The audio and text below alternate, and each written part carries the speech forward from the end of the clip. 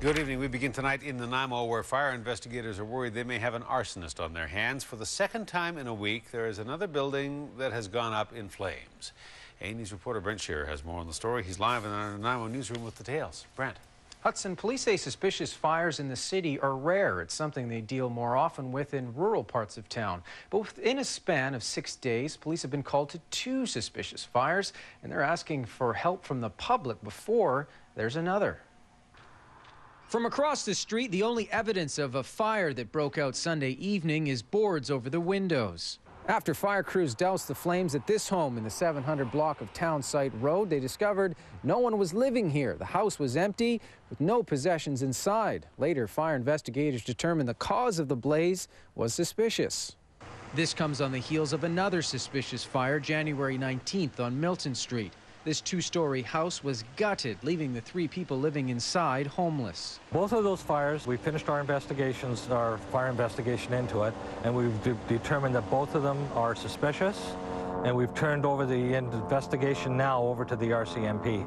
Our job is to determine cause and determination of what the fire is, and then we turn it over to the RCMP, and they look after the criminal side, if there is a criminal side to it.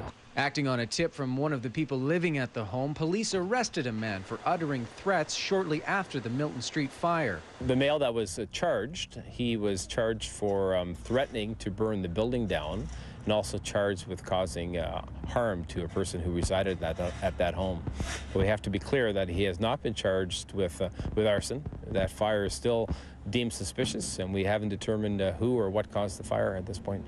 As for the Townsite Road fire, the building was empty, and police are asking people who may be able to help their investigation to come forward. We have very few leads at this point. We're looking at it as a suspicious fire. We haven't determined in any way that it was deliberately set, but it is considered suspicious given what I've explained. So we're looking for anybody with information on that to please contact us or call Crime Stoppers at 1-800-222-8477. Fortunately, no one was seriously injured in either fire.